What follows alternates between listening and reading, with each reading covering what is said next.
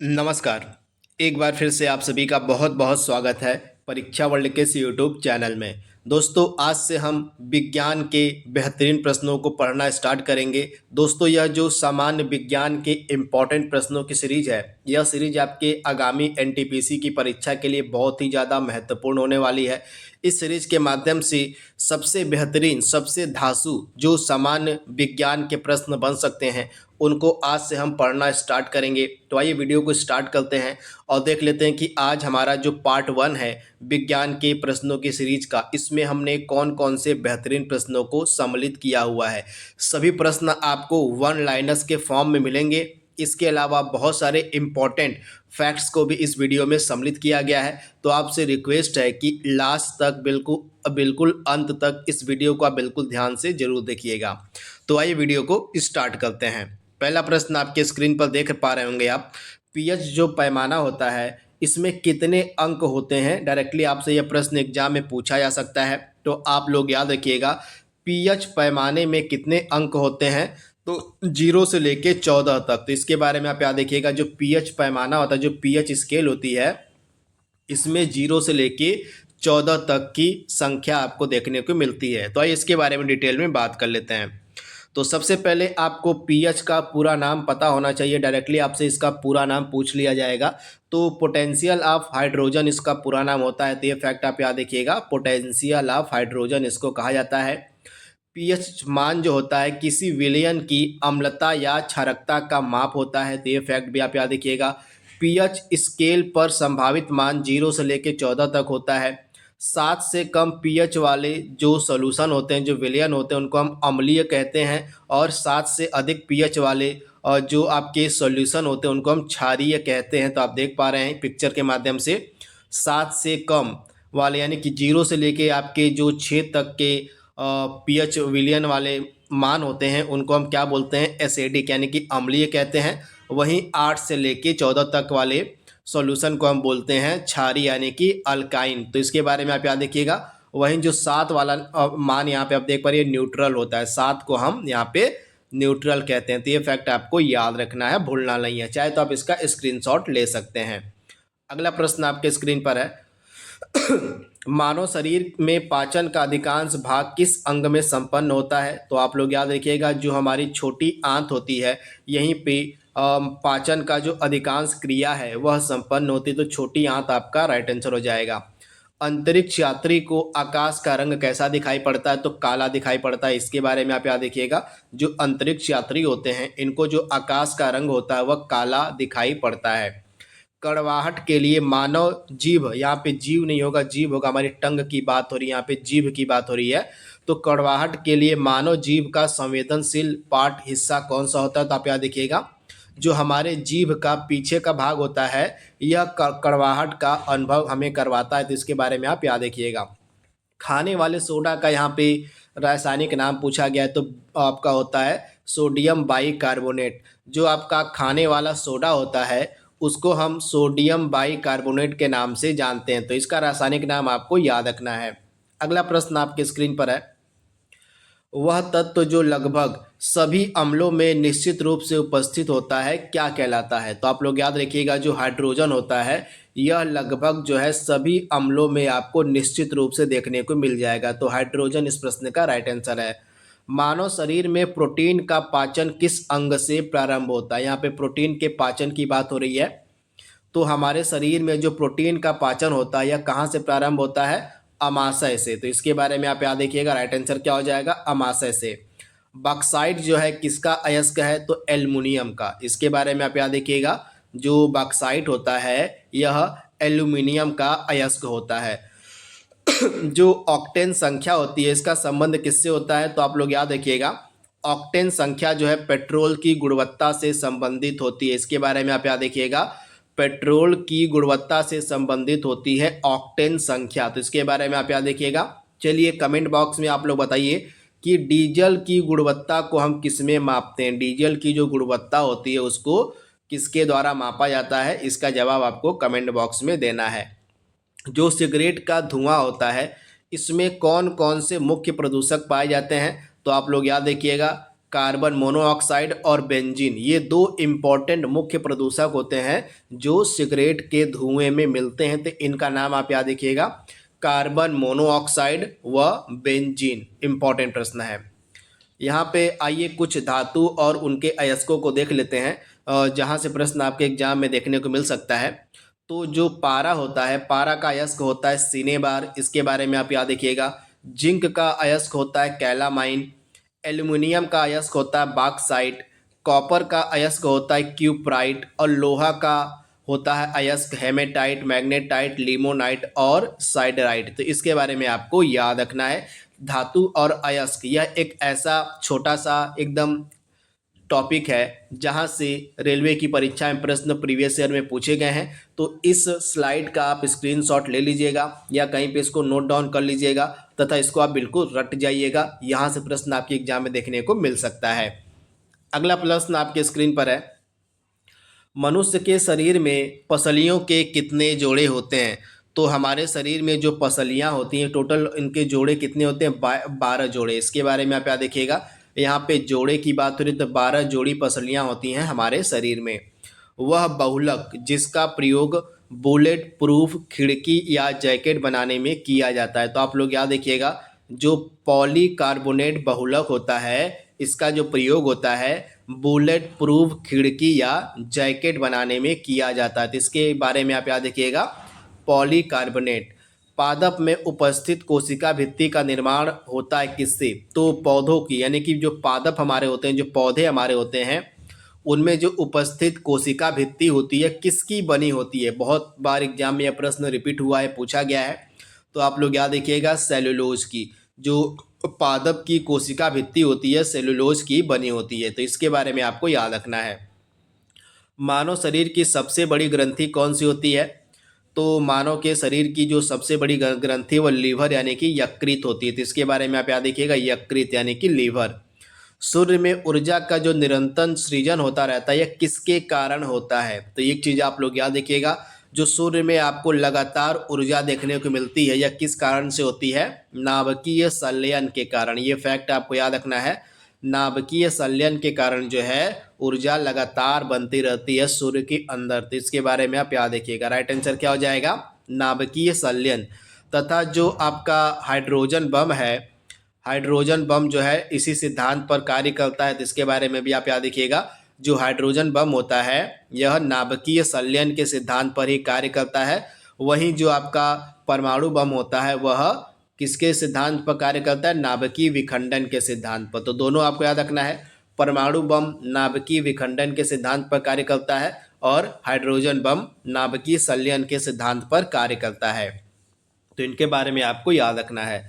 मानव शरीर में सर्वाधिक प्रचुरता में पाया जाने वाला आयन कौन सा होता है? तो कैल्शियम आयन। इसके बारे में आप याद रखिएगा, जो कैल्शियम आयन होता है यह मनुष्य के शरीर में सर्वाधिक प्रचुरता में पाया जाता है।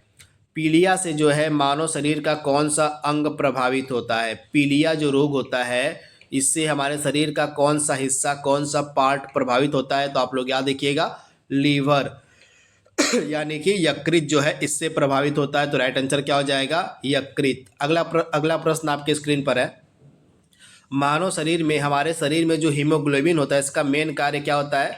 तो हीमोग्लोबिन का मेन कार्य होता है ऑक्सीजन का परिवहन करना। तो आप याद रखिएगा, ऑक्सीजन का परिवहन करना।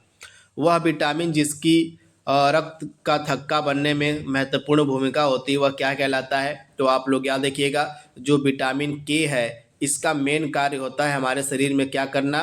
ब्लड का क्लॉटिंग करना, रक्त का थक्का बनाने में प्रमुख भूमिका निभाना। तो इसके बारे में आप याद रखिएगा, विटामिन के आपका राइट आंसर हो जाएगा। चलिए आप सभी लोग बताइए हमें कि जो पीलिया नामक रोग होता है यह किससे फैलता है? बैक्टीरिया से, वायरस से, किससे फैलता है आपका पीलिया नामक रोग? आपको कमेंट बॉक्स में बताना है। जो रोग वाला टॉपिक है आपका, इसको मैंने पूरे डिटेल में पढ़ाया हुआ है आपको। अगर आपने रोग वाला वीडियो देखा होगा तो आप इस प्रश्न का आंसर आसानी से दे पाएंगे।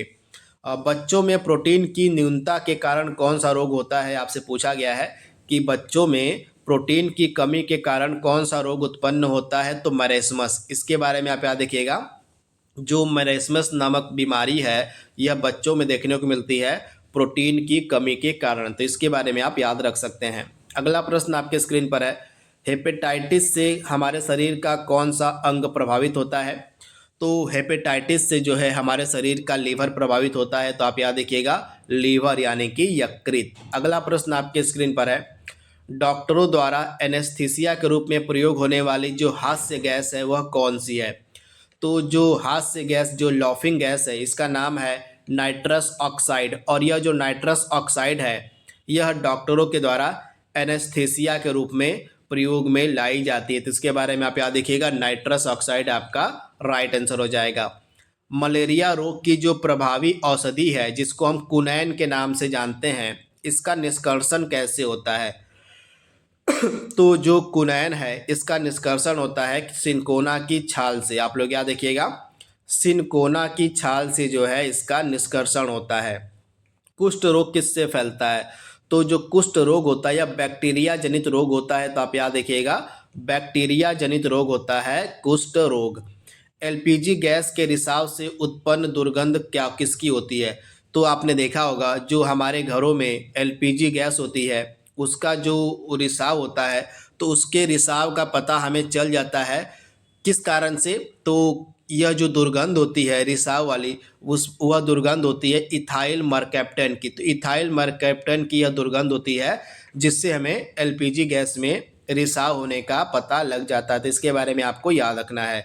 अगला प्रश्न आपके स्क्रीन पर है, डीआरडीओ का मुख्यालय आपसे पूछा गया है कि कहाँ पर है? डीआरडीओ का पूरा नाम सबसे पहले आप लोग याद कर लीजिएगा, defence research and development organisation. तो इसके बारे में आप याद रखिएगा, नई दिल्ली में इसका मुख्यालय है, हेडक्वार्टर है। वह कौन सी गैस है जिसको स्ट्रेंजर गैस के नाम से जाना जाता है? बेहतरीन प्रश्न है, एग्जाम ओरिएंटेड प्रश्न है। तो जेनान, आप लोग याद रखिएगा, जो जेनान गैस है इसको जो है हम स्ट्रेंजर गैस के नाम से जानते हैं। तो ये फैक्ट आपको याद रखना है। जो गोताखोर होते हैं वे सांस लेने के लिए कौन सी गैस का प्रयोग करते हैं? जो गोताखोर समुद्र में जाते हैं तो उनको सांस लेने के लिए गैस की ज़रूरत पड़ती है, तो वह किन गैसों का इस्तेमाल करते हैं गोताखोर सांस लेने के लिए? तो आप सभी लोग याद रखिएगा, ऑक्सीजन और हीलियम गैस का। ये प्रश्न काफ़ी इंपॉर्टेंट है। ऑक्सीजन और हीलियम गैस का उपयोग करते हैं गोताखोर सांस लेने के लिए। तो ये फैक्ट आपको याद रखना है। अगला प्रश्न आपके स्क्रीन पर है, मतदान के दौरान आपने देखा होगा एक स्याही का निशान हमारे अंगुली पर लगाया जाता है। तो वह जो स्याही होती है वह किसकी बनी होती है?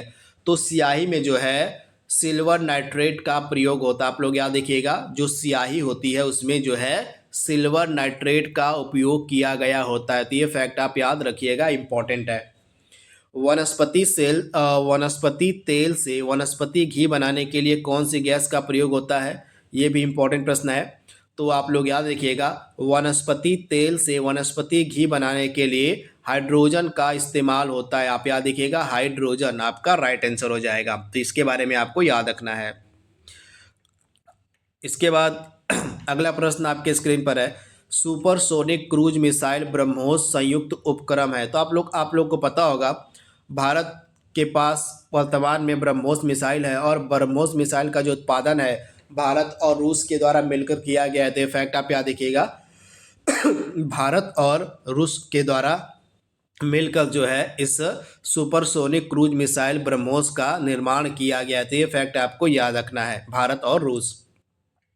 जोनास साल्क ने किसकी खोज करी थी? तो आप लोग याद रखिएगा, जोनास साल्क के द्वारा पोलियो के टीके का आविष्कार किया गया था। जो पोलियो की वैक्सीन है, आप लोग देखे होंगे पोलियो का टीका लगता है, पोलियो की वैक्सीन लगती है। तो जो पोलियो की वैक्सीन है इसकी जो खोज है करी गई थी जोनास साल्क के द्वारा। किसके द्वारा? तो जोनास साल्क के द्वारा। भारत का वह शहर जहां इसरो का मानव अंतरिक्ष उड़ान केंद्र स्थापित है। तो राइट आंसर क्या हो जाएगा? बेंगलुरु में इसरो का जो मानव अंतरिक्ष उड़ान केंद्र है यहाँ पे आपको देखने को मिलेगा। इसके अलावा बेंगलुरु में ही इसरो का मुख्यालय भी है। इंडियन स्पेस रिसर्च ऑर्गेनाइजेशन जो है इसका मुख्यालय भी आपको बेंगलुरु में देखने को मिल जाएगा। टमाटर का लाल रंग किसके कारण होता है? तो आप लोग को पता होगा टमाटर का जो रंग होता है वह लाल होता है।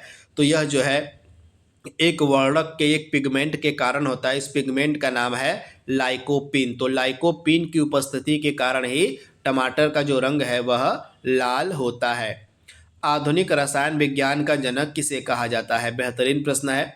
तो आधुनिक रसायन विज्ञान का जो जनक है एंटोनी लेवोजियर को कहा जाता है। इनके बारे में आप याद रखिएगा, एंटोनी लेवोजियर। यहाँ पे आइए देख लेते हैं कि रंग और वर्णक किसके कारण होते हैं। तो सेब का जो लाल रंग होता है, आप लोग याद रखिएगा, एक वर्णक होता है जिसका नाम है एंथोसाइनिन। तो एंथोसाइनिन नामक वर्णक के कारण जो है सेब का रंग लाल होता है। वहीं टमाटर का जो लाल रंग होता है लाइकोपीन नामक वर्णक के कारण होता है। पपीते का जो पीला रंग होता है यह कैरिका जैंथिन नामक वर्णक के कारण होता है।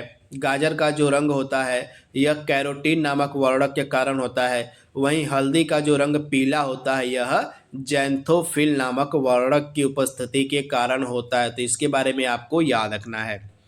अगला प्रश्न आपके स्क्रीन पर है, जो हृदय के स्पंदन की गणना होती है किससे की जाती है? तो ईसीजी के माध्यम से जो है हृदय के स्पंदन की गणना की जाती है। तो इसके बारे में आप याद रखिएगा, ईसीजी के माध्यम से। वह न्यूनतम वेग जिससे कोई पदार्थ किसी ग्रह की कक्षा से बाहर पलायन कर सकता है क्या कहलाता है? पलायन वेग। तो इसके बारे में आप याद रखिएगा, वह न्यूनतम वेग जिससे कोई पदार्थ अगर उस स्पीड से फेंका जाए तो वह जो पदार्थ है ग्रह की कक्षा से बाहर चला जाएगा, उस वेग को हम कहते हैं पलायन वेग। तथा पृथ्वी का जो पलायन वेग है यह 11.2 किलोमीटर प्रति सेकेंड है। यानी कि पृथ्वी से अगर हम किसी पदार्थ को 11.2 किलोमीटर प्रति सेकेंड के वेग से फेंकेंगे तो वह जो पदार्थ है पृथ्वी की कक्षा से बाहर चला जाएगा। तो ये फैक्ट आप याद रखिएगा। तो पृथ्वी का पलायन वेग आपको याद रखना है। सामान्य ताप पर द्रव अवस्था में रहने वाली अधातु कौन सी है? तो यहाँ पे अधातु की बात हो रही है, तो राइट आंसर क्या हो जाएगा? ब्रोमीन एक ऐसी अधातु है, नॉन मेटल है, जो सामान्य ताप पर द्रव अवस्था में रह सकती है। तो इसके बारे में आपको याद रखना है। नेत्रदान में दाता की आंख के किस हिस्से को प्रत्यारोपित किया जाता है? तो आप लोग याद रखिएगा, नेत्रदान में कॉर्निया का प्रत्यारोपण किया जाता है। किसका? तो कॉर्निया का। तो ये फैक्ट आप याद रखिएगा। भौतिक विज्ञान के क्षेत्र में 2 नोबेल पुरस्कार प्राप्त करने वाला एकमात्र वैज्ञानिक कौन है? तो भौतिक विज्ञान के यानी कि फिजिक्स के एरिया में 2 नोबेल पुरस्कार प्राप्त करने वाले एकमात्र वैज्ञानिक हैं जॉन बारडीन। तो इनका नाम आपके लिए इम्पॉर्टेंट है। यहाँ पे एक और फैक्ट मैंने यहाँ पे अपलोड किया हुआ है। कुछ जांच है और वह हम उन जांच से हमारे किस अंग की बीमारी का पता चलता है, जी किस अंग की जांच की जाती है उसको यहाँ पे लिखा गया है। तो आइए देख लेते हैं। ईईजी। तो ईईजी का पूरा नाम सबसे पहले आप जान लीजिए, इलेक्ट्रोइंसेफेलोग्राम इसका पूरा नाम होता है और यह मस्तिष्क से संबंधित होता है। ईसीजी का जो जांच होती है इसका पूरा नाम होता है इलेक्ट्रोकार्डियोग्राफी और यह हमारे हार्ट यानी कि हृदय से संबंधित होती है। ईओजी का पूरा नाम होता है इलेक्ट्रो ओकुलोग्राफी, यह हमारे आँख की जांच होती है। ईएमजी का पूरा नाम होता है इलेक्ट्रोमायोग्राफी और ये हमारे मांसपेशियों की जांच से संबंधित होती है। ऑडियोग्राम कान से संबंधित जांच है। मैमोग्राम की सहायता से हमारे वक्ष की जांच की जाती है। वहीं बीएमडी बोन मिनरल डेंसिटी की सहायता से जो है अस्थियों की हमारे जांच की जाती है। तो इनके बारे में आपको याद रखना है, इसका आप स्क्रीनशॉट ले सकते हैं। तो इस प्रकार से साइंस का जो इम्पोर्टेंट प्रश्नों की सीरीज है उसका पार्ट 1 हमने अपलोड कर दिया है। बहुत सारे इम्पोर्टेंट फैक्ट्स और बहुत सारे इम्पोर्टेंट प्रश्नों को हमने कवर किया है। यह जो सीरीज है आपके आगामी एनटीपीसी की परीक्षा के लिए बहुत ही ज़्यादा महत्वपूर्ण होने वाली है। तो पार्ट 1 को आप बिल्कुल ध्यान से देख लीजिएगा। इसका जो पार्ट 2 है जल्द ही हम अपलोड कर देंगे। तो आज के लिए बस इतना ही। Thank you, thanks for watching, thank you.